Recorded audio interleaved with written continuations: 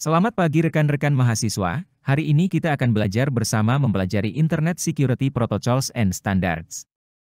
SMIME, Secure Multipurpose Internet Mail Extension, adalah peningkatan keamanan pada format email Internet MIME. MIME merupakan perpanjangan dari RFC 822, standar untuk format pesan teks Internet ARPA, 1982, yang mengatur format dasar email dengan header sederhana seperti to, from, dan subjek. RFC 822 mengasumsikan konten dalam format teks ASCII sederhana. MIME menambahkan beberapa field header baru yang mendefinisikan informasi tentang isi pesan, termasuk format dan encoding yang memudahkan transfer. Yang terpenting, MIME mendefinisikan berbagai format konten untuk mendukung email multimedia, seperti teks, gambar, audio, dan video. Jenis-jenis konten ini mendukung 4 fungsi baru dalam SMIME. 1. Enveloped data adalah konten terenkripsi beserta kunci enkripsinya untuk satu atau lebih penerima. 2. Signet data adalah tanda tangan digital yang dibentuk dengan mengenkripsi ringkasan pesan menggunakan kunci pribadi penanda tangan, dikodekan dengan base 64, dan hanya dapat dilihat oleh penerima dengan kemampuan SMIME.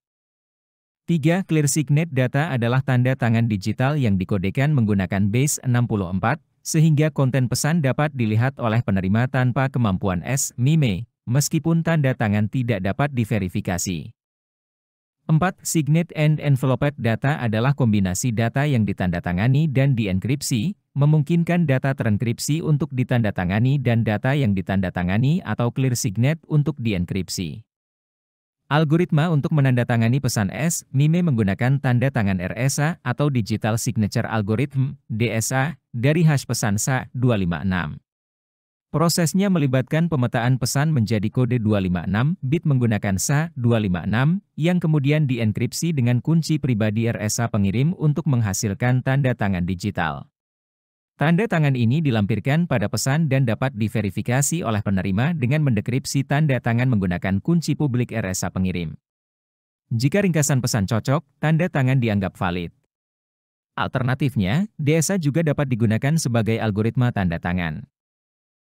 Karena tanda tangan adalah string biner, pengiriman melalui sistem email internet bisa menyebabkan perubahan tidak diinginkan. Untuk melindungi data, tanda tangan atau tanda tangan beserta pesan dikonversi menjadi karakter ASCII yang dapat dicetak menggunakan pemetaan radis 64 atau base 64. Algoritma default untuk mengenkripsi pesan SMIME adalah IS dan RSA. SMIME menghasilkan kunci rahasia pseudorandom yang digunakan untuk mengenkripsi pesan menggunakan IS atau skema enkripsi konvensional lainnya seperti 3-dash. Setiap kunci konvensional hanya digunakan sekali, dengan kunci pseudorandom baru dihasilkan untuk setiap pesan. Kunci sesi ini dikaitkan dengan pesan dan dienkripsi menggunakan RSA dengan kunci publik penerima. Di sisi penerima, kunci pribadi RSA digunakan untuk memulihkan kunci rahasia, yang kemudian digunakan bersama IS untuk memulihkan pesan asli. Jika hanya enkripsi yang digunakan, radis 64 mengkonversi ciphertext ke format ASCII. Secara keseluruhan, Domain Keys Identified Mail, DKIM, adalah spesifikasi untuk menandatangani pesan email secara kriptografi, yang memungkinkan sebuah domain penandatangan untuk mengklaim tanggung jawab atas sebuah pesan dalam aliran email.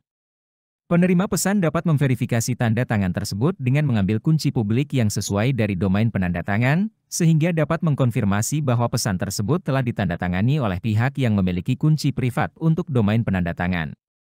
DKIM telah diatur dalam standar Internet RFC 4871 dan telah diadopsi secara luas oleh berbagai penyedia email, termasuk perusahaan, lembaga pemerintah, Gmail, Yahoo, dan banyak penyedia layanan internet, ISP.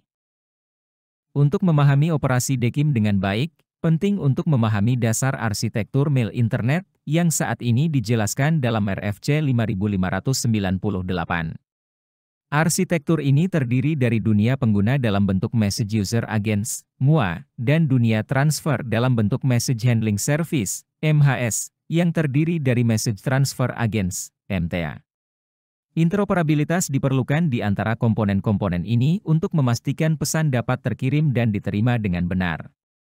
Gambar 22.2 menggambarkan komponen-komponen kunci dari arsitektur mail internet, termasuk Message User Agent, MUA, adalah bertindak atas nama pengguna dan aplikasi pengguna dalam layanan email.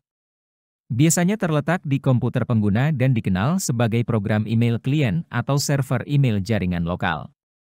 MUA pengirim memformat pesan dan mengirimkannya ke MHS melalui MSA. MUA penerima memproses email yang diterima untuk penyimpanan dan/atau tampilan kepada pengguna penerima. Mail Submission Agent, MSA, adalah menerima pesan yang diajukan oleh MUA dan menerapkan kebijakan domain hosting serta persyaratan standar internet. Fungsinya bisa bersama MUA atau sebagai model fungsional terpisah. Dalam kasus terakhir, protokol SMTP digunakan antara MUA dan MSA. Message Transfer Agent, MTA, adalah meneruskan email untuk satu langkah aplikasi. Bertugas melakukan penilaian rute dan memindahkan pesan lebih dekat ke penerima. SMTP digunakan antara MTA dan juga antara MTA dengan MSA atau MDA. Mail Delivery Agent, MDA, adalah bertanggung jawab untuk mentransfer pesan dari MHS ke MS. Message Store, MS, adalah MUA dapat menggunakan MS jangka panjang. MS bisa berlokasi di server jarak jauh atau di mesin yang sama dengan MUA. Biasanya, MUA mengambil pesan dari server jarak jauh menggunakan POP atau IMAP.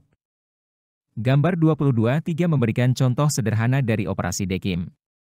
Proses dimulai dengan sebuah pesan yang dibuat oleh pengguna dan ditransmisikan ke dalam Message Handling Service, MHS, ke Mail Submission Agent, MSA, yang berada dalam domain administratif pengguna.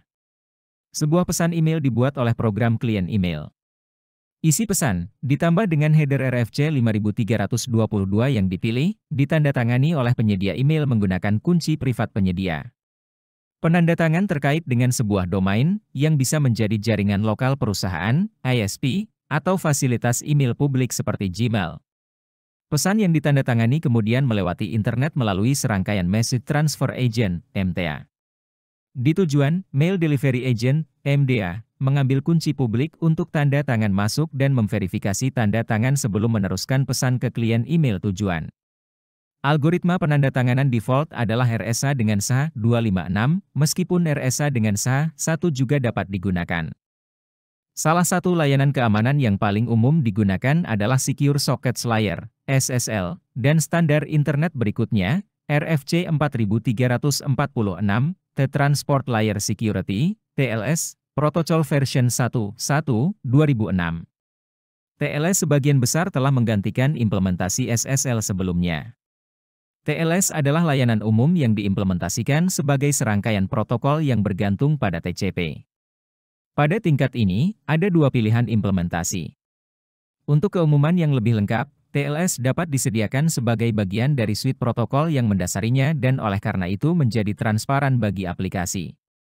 Atau, TLS dapat disematkan dalam paket-paket tertentu. Sebagai contoh, sebagian besar browser dilengkapi dengan SSL, dan sebagian besar server web telah mengimplementasikan protokol tersebut.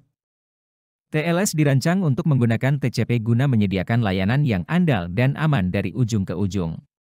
TLS bukanlah satu protokol tunggal, melainkan dua lapisan protokol, seperti yang diilustrasikan dalam gambar 22.4. Protokol rekaman, Record Protocol, menyediakan layanan keamanan dasar untuk berbagai protokol di lapisan yang lebih tinggi. Secara khusus, protokol transfer hypertext, HTTP, yang menyediakan layanan transfer untuk interaksi klien, server web, dapat beroperasi di atas TLS.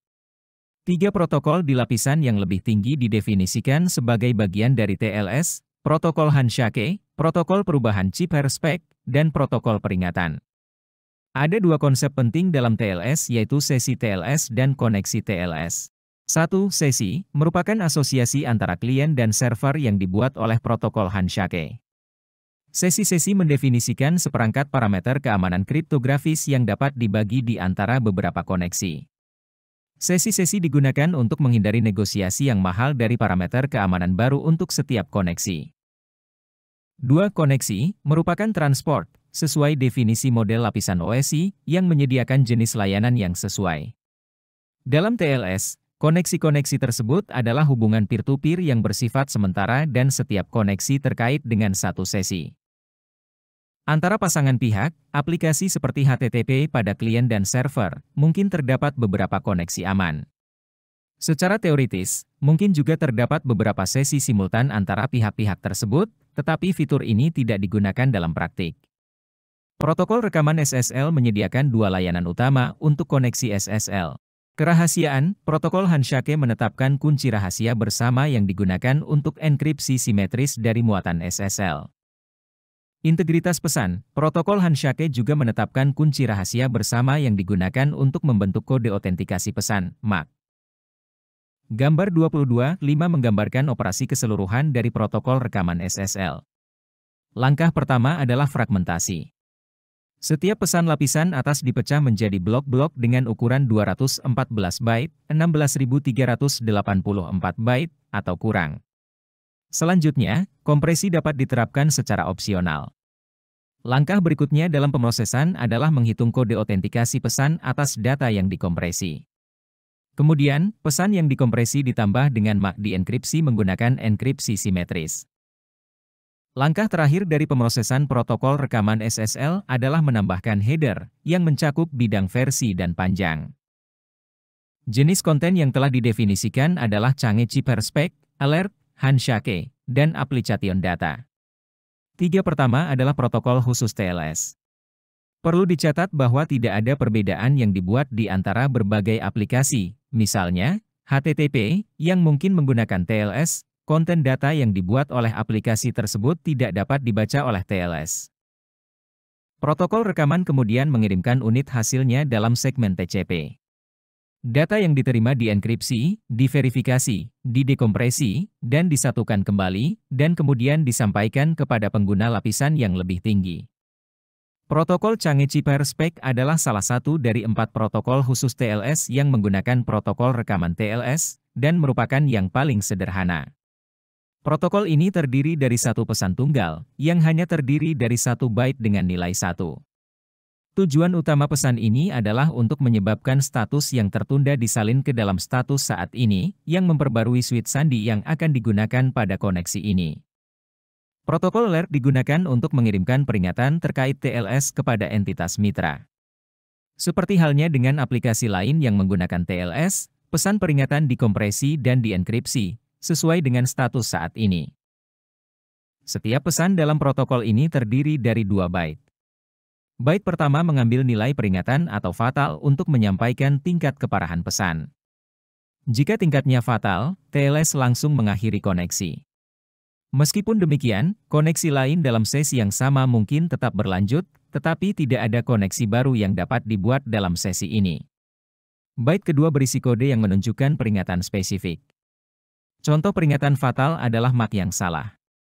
Sebagai contoh peringatan non-fatal adalah pesan close notify, yang memberitahu penerima bahwa pengirim tidak akan mengirimkan pesan lagi dalam koneksi ini.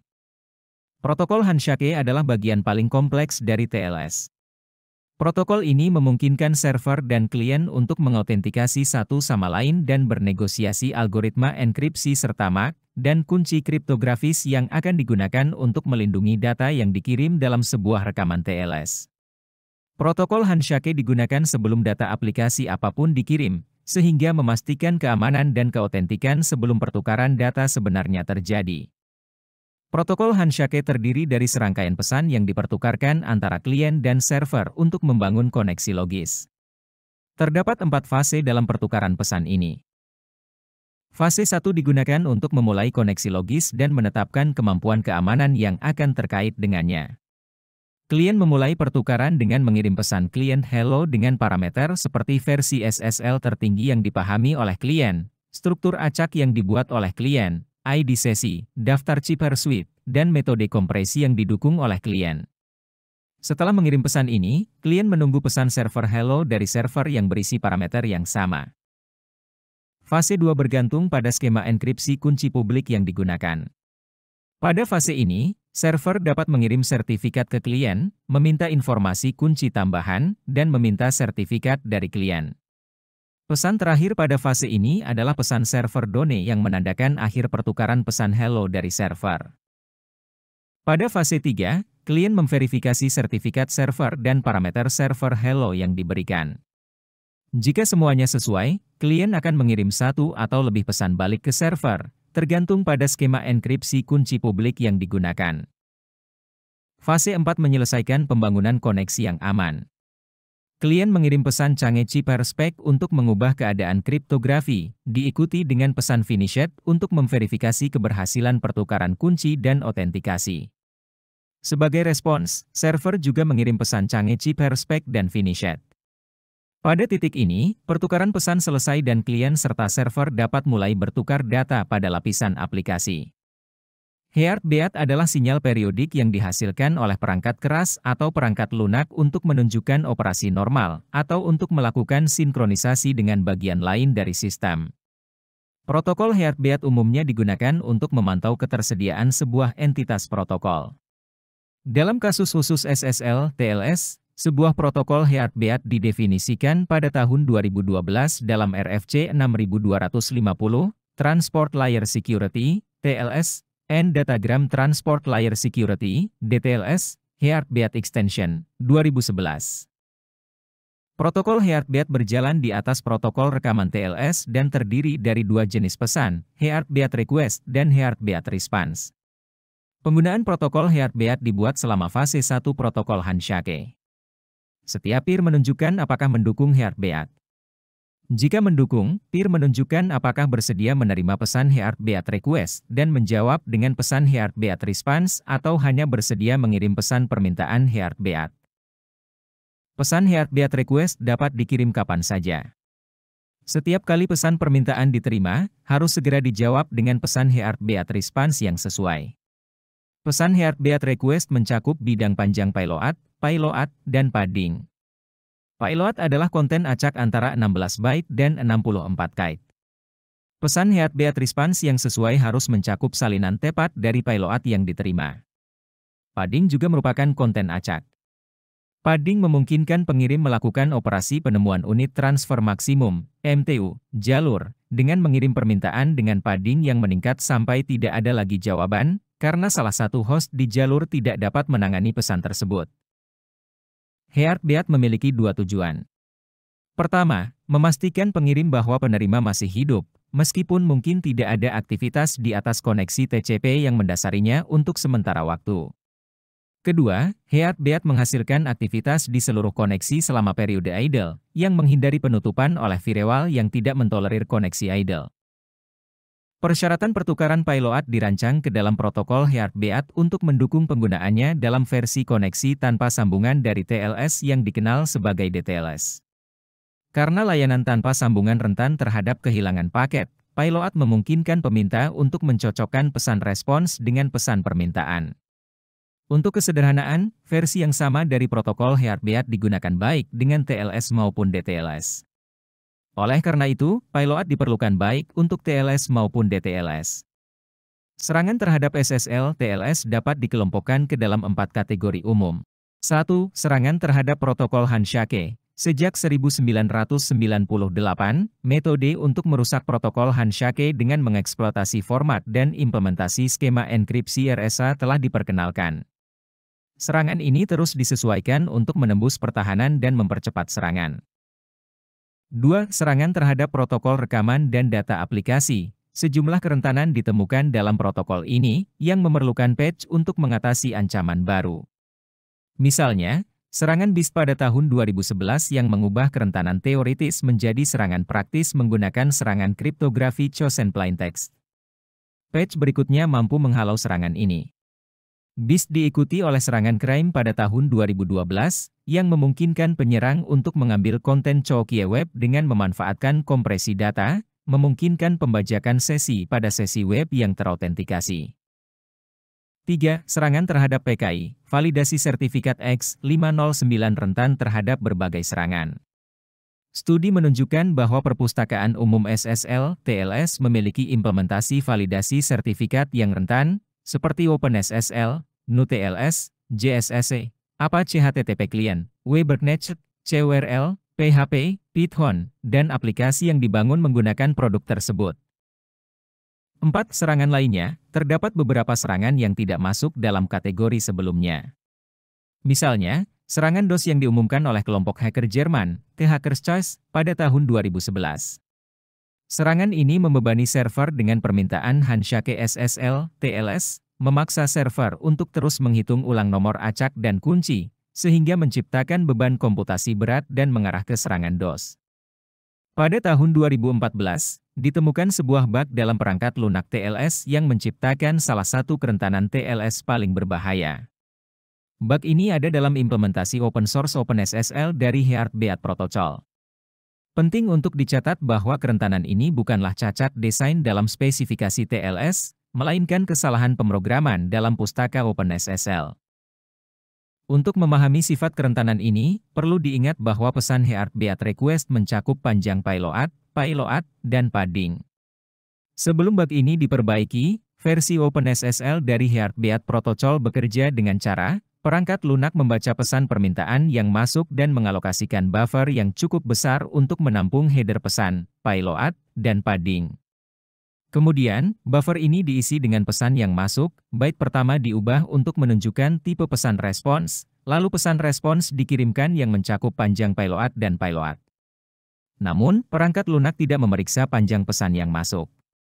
Akibatnya, penyerang dapat mengirim pesan yang menunjukkan panjang payload maksimum, 64 KB, tetapi hanya menyertakan payload minimum, 16 byte.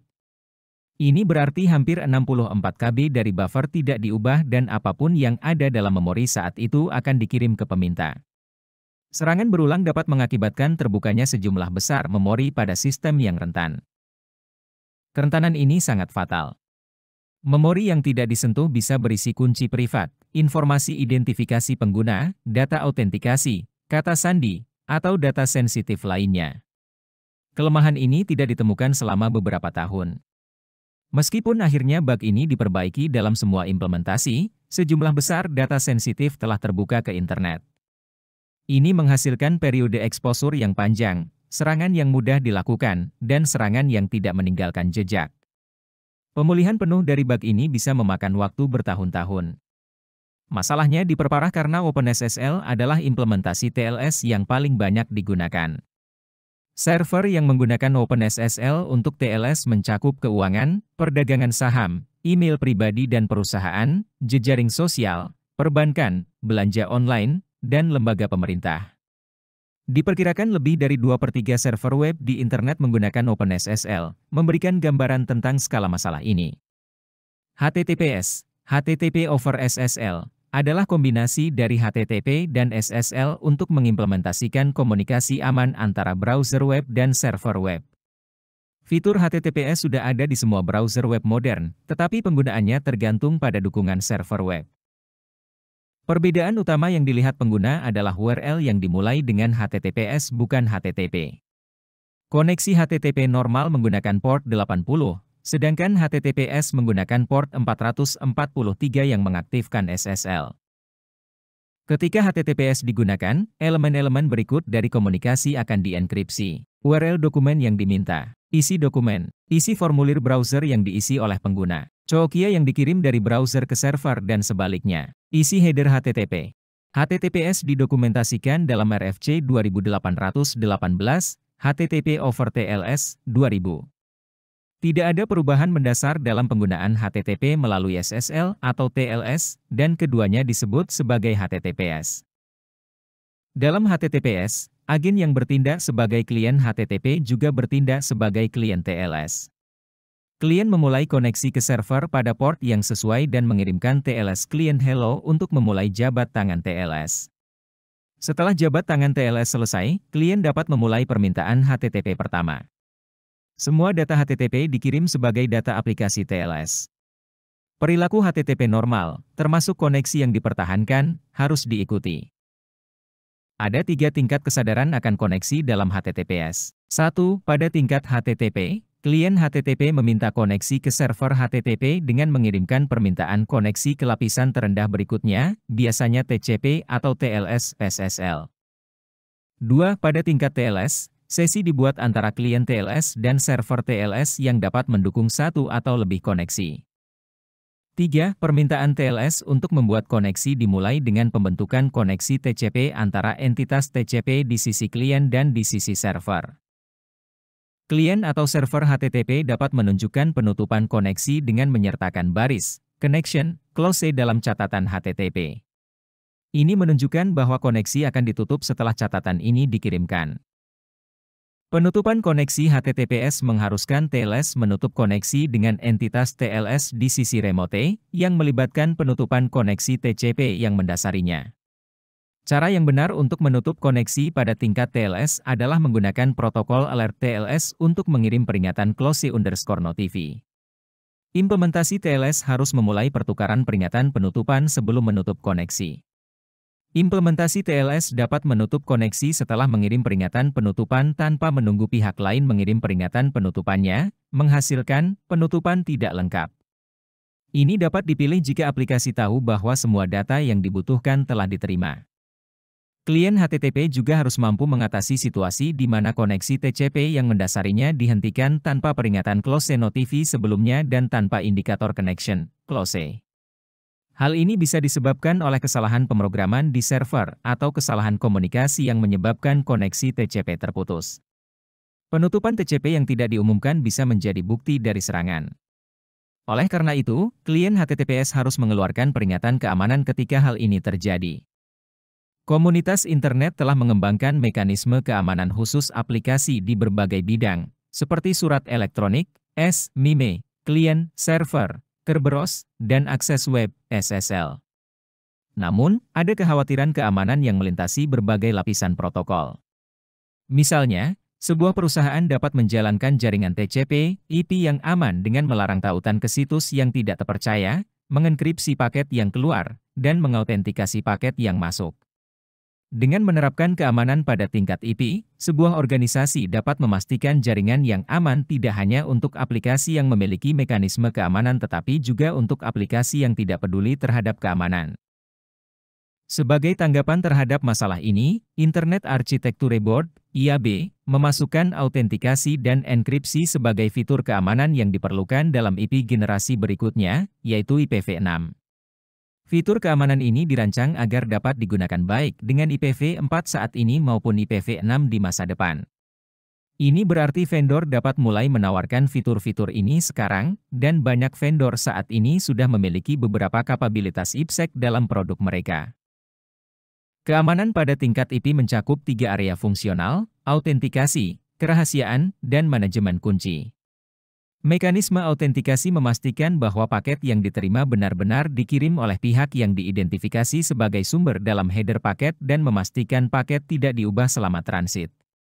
Fasilitas kerahasiaan memungkinkan node yang berkomunikasi untuk mengenkripsi pesan agar mencegah penyadapan oleh pihak ketiga. Fasilitas manajemen kunci berkaitan dengan pertukaran kunci yang aman. Versi saat ini dari IPsec, yaitu IPsec 3, mencakup autentikasi dan kerahasiaan. Manajemen kunci disediakan oleh Standar Internet Key Exchange, IKEv2. Manfaat IPsec adalah sebagai berikut. Ketika IPsec diimplementasikan di firewall atau router, ia menyediakan keamanan yang kuat untuk semua lalu lintas yang melewati perimeter. Ini memastikan bahwa lalu lintas dalam perusahaan atau kelompok kerja tidak terkena beban pemrosesan terkait keamanan. IPsec dalam firewall tahan terhadap bypass karena semua lalu lintas dari luar harus menggunakan IP, dan firewall adalah satu-satunya jalur masuk dari internet ke organisasi. IPsec berada di bawah lapisan transport, TCP, UDP, sehingga transparan bagi aplikasi. Tidak perlu mengubah perangkat lunak pada sistem pengguna atau server ketika IPsec diimplementasikan di firewall atau router. Bahkan jika IPsec diimplementasikan dalam sistem akhir, perangkat lunak lapisan atas, termasuk aplikasi, tidak terpengaruh. IPsec dapat transparan bagi pengguna akhir, sehingga tidak perlu melatih pengguna tentang mekanisme keamanan atau mengeluarkan dan mencabut materi kunci per pengguna. IPsec dapat menyediakan keamanan bagi pengguna individu jika diperlukan, yang berguna untuk pekerja di luar lokasi dan untuk mengatur subnet virtual yang aman dalam organisasi untuk aplikasi sensitif. Selain mendukung pengguna akhir dan melindungi sistem serta jaringan internal, IPsec juga memainkan peran penting dalam arsitektur routing yang diperlukan untuk internet working, seperti memastikan bahwa iklan router berasal dari router yang sah. Iklan tetangga berasal dari router yang sah. Pesan pengalihan berasal dari router tujuan awal. Pembaruan routing tidak dipalsukan.